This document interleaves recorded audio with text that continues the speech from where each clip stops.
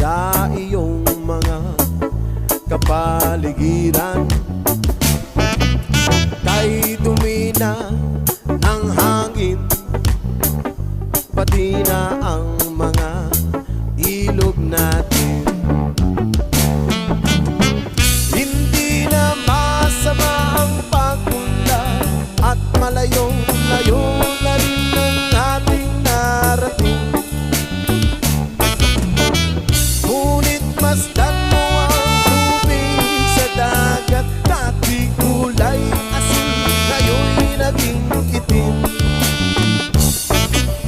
Ang mga tubig ating kinalat sa hangin, sa langit wag na nating paabutin. Kung tayo'y pumanaw man sa riwang hangin, sa langit natin